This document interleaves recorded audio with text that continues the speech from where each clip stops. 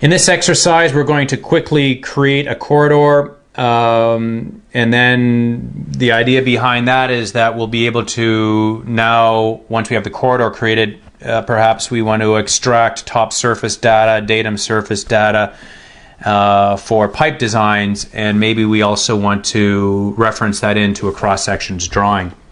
So we're just going to do something very quick here. I'm going to display my tool palette, and I'm going to import or insert make sure I have we'll just use the basic assembly, and I'll just drop that into the drawing here. And we now have just a basic cross-section assembly for a roadway. Let's create the corridor model. So we're going to go to the corridor, create a simple corridor, and we'll just accept the defaults here. So the baseline alignment is the L20A2 alignment. The profile is the design profile, and then the assembly is the basic assembly. The target surface is going to be the existing ground surface. That's the reference object. And we'll just click OK to model that corridor. Now, once the corridor has been modeled, what we'll do is, there's the corridor. We're going to create a top surface. So we'll pick the corridor model, modify the corridor properties. Let's create a top surface using the top links, and I'm going to suppress the display of that surface using a no display style, and we'll put a boundary on that. Oops, let's make sure we get this named correctly. We'll put a boundary on that surface, and using the daylight lines as a boundary. Actually, I think I'm just going to have to rebuild my corridor here first, and then I'll go back and create the surfaces here. Okay, so we're using the top links, and we're going to use the daylight lines as an outer boundary, and we'll create a second surface here, and this will be a datum surface. Datum surface, we'll suppress the display of that using a no display style, and we're going to use the datum links for the datum surface. And similarly, we're going to use the daylight lines as a boundary for that datum surface. So now we have created a corridor model, and we have created two surfaces. The corridor model will be XREF'd into the drawing that will create cross sections in, and the surfaces will create data shortcuts for reference into perhaps a pipe drawing or any other type of drawing that we may need to use that surface data for. So let's just finish up by creating the data shortcuts for the two surfaces. I'm going to save the drawing, and in Prospector we're going to go down to our data shortcut collection and create data shortcuts.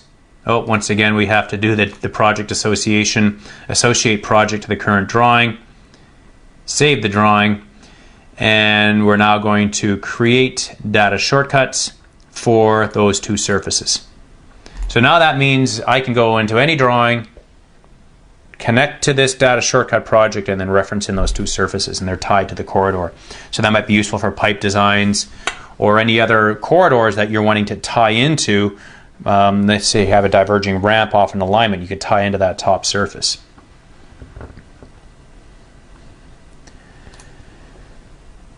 We're now going to finish up the session by creating cross sections, and I have a cross sections drawing created here. There's nothing in this drawing. There might be a couple ghost alignments kicking around. I'm just going to delete these alignments quickly. I'm also going to associate this drawing, this project, to the current drawing, and then I'll just do a save here. So now we're ready to produce the cross-section drawings. Now have a look at the Plant Production Cloud DVD for details on this. I go through this process in that particular Cloud DVD. So I'm going to go through it quickly.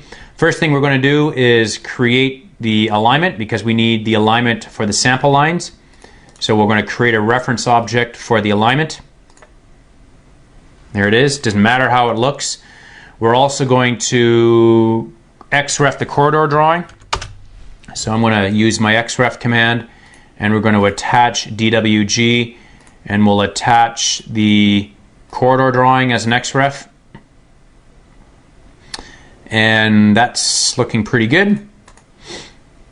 So now we have the corridor drawing externally referenced into our cross sections drawing.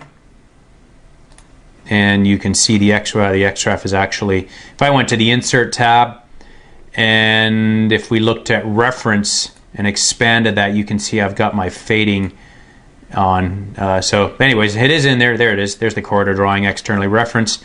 We have the alignment object in here as a reference object. So now we have all the pieces we need to create the sample lines and the cross sections. I'm just going to go through this quickly. Once again, look at the Plan Productions Cloud DVD for more information on this. But we're going to now create sample lines. Now just before I do this, be aware that the drawing setup scale is 1 to 200. So I'm going to produce cross sections at 1 to 200 scale.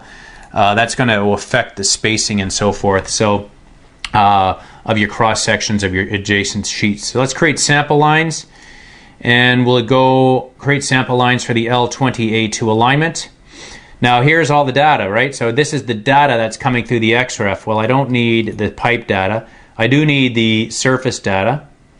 I do need the corridor data, and let's say I'm calculating volumes here, so I do need the datum, the corridor datum surface. Once again, that's coming through the XREF. It could have come through a data shortcut and reference object, but that's the beauty of the way this is set up, is that all of that data can be pulled through an XREF.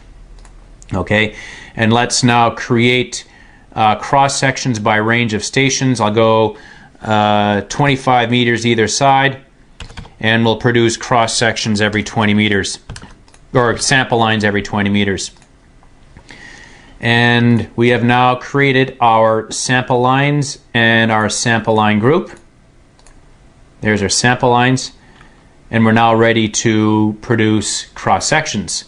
So now we can go to the Home tab of the ribbon, and we're going to create multiple section views for that alignment, for that sample line group. I'll just accept the defaults. We'll go 1-to-1 vertical exaggeration.